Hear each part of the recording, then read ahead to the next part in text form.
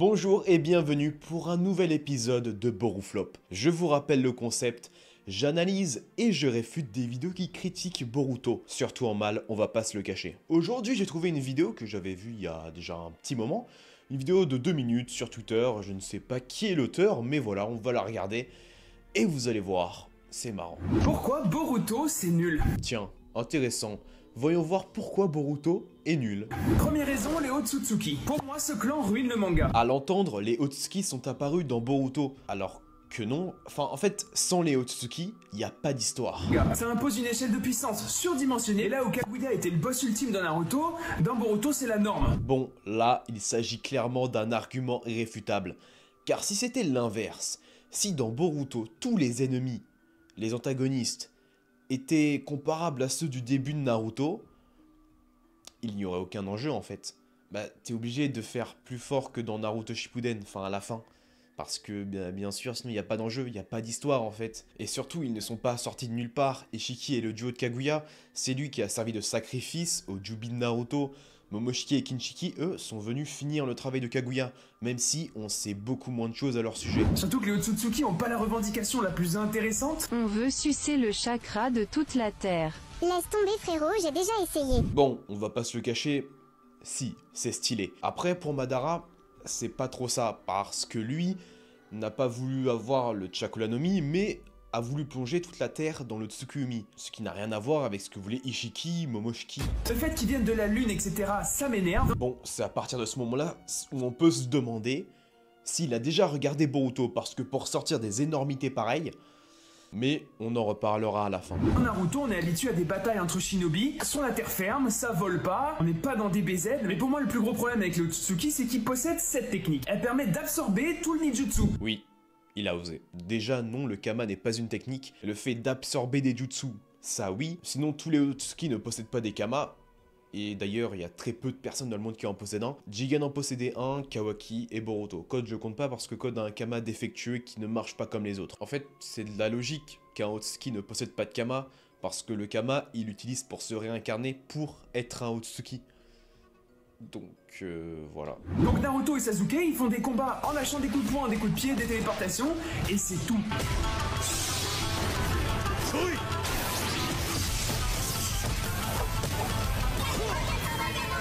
En plus, juste avant, tu as très bien dit que dans Boruto, il y avait plus de combats en terre ferme, les personnages volaient, etc.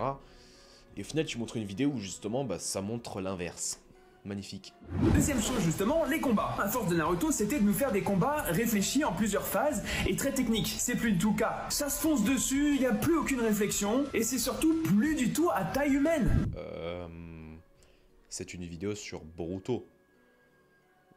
Pourquoi il dit plus le mot Naruto que Boruto? En plus, on voit qu'ils savent plus quoi inventer. Kurama, il dévoile à Naruto qu'il avait gardé en stock une petite technique à base de fission nucléaire. Alors déjà, ça me sort totalement du récit parce que je ne crois pas avoir vu dans l'univers de Naruto qu'il existait des centrales nucléaires pour découvrir la fission nucléaire. Non. L'électricité n'a pas attendu l'humain pour exister. Et là, c'est pareil, car le principe d'une fission nucléaire, c'est que deux noyaux s'unissent pour en donner un plus gros. Le mode baryon quoi.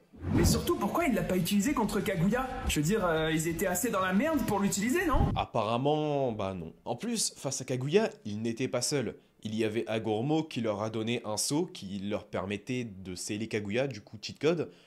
Obito, Kakashi, Sakura. Enfin, je sais pas, face à Ishiki, ils étaient que 3. Boruto, Sasuke, Naruto. Sans aucun moyen de le battre, à part le temps. Car il n'avait que 48 heures à vivre, et justement le mode baryon était parfait pour ça, car avec les coups que Naruto infligeait à Ishiki, il lui réduisait sa durée de vie, et c'est pour ça qu'ils ont gagné, parce que Naruto utilisait le mode baryon, qui était parfait pour Ishiki. Donc voilà, j'ai envie de dire que quand on sait pas, on la ferme. Aussi, vous vous rappelez des combats trop stylés en 3 contre 3, ils partaient en escouade, genre Shikamaru qui part venger Asuma par exemple. Et bah dans Boruto, c'est fini, c'est que du 1 contre 1. Naruto Sasuke contre les Otsutsuki. Point. Donc à côté, il n'y a plus aucun développement de l'univers. Pour la première fois dans sa vidéo, il dit quelque chose d'assez vrai, mais pas pour les bonnes raisons. Et là j'en viens au dernier problème, c'est que dans Boruto, il y a que Naruto, Sasuke, Boruto, et on oublie tous les autres personnages. Les personnages secondaires ne servent à rien. Alors ils ont décidé de nous développer des nouveaux personnages, genre le fils de Gaara, qui est pourtant ultra stylé. Mais après l'examen de Chunin, on le voit plus jamais. Toujours pas, non.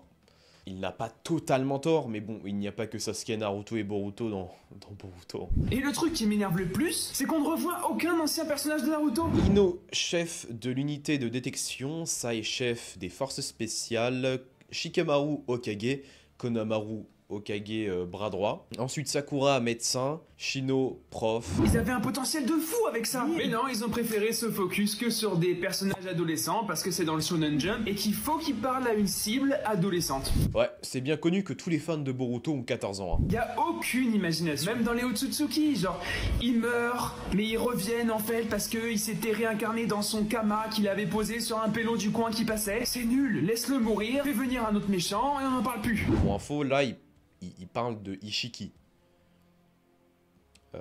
Comment il a pu revenir alors qu'on ne le connaissait même pas avant?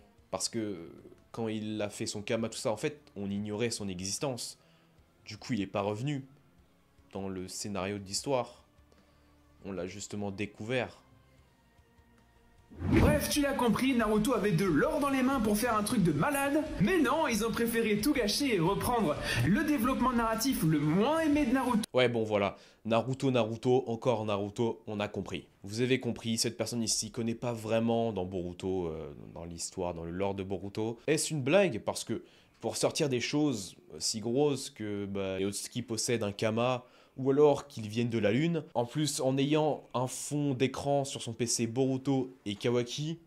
D'ailleurs, j'en ai pensé là, mais quand il dit ils ont gâché Boruto, ils avaient de l'or dans les mains avec Naruto, mais ils ont tout gâché.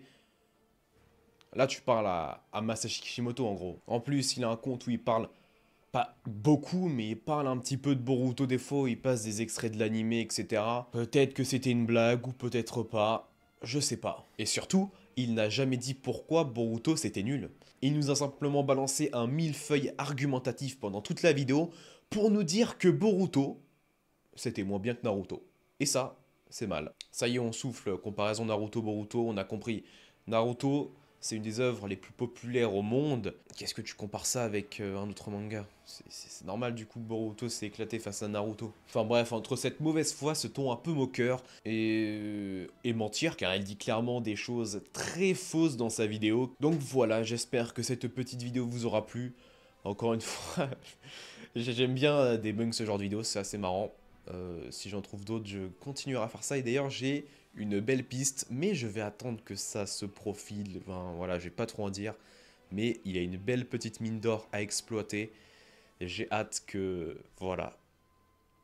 À la prochaine.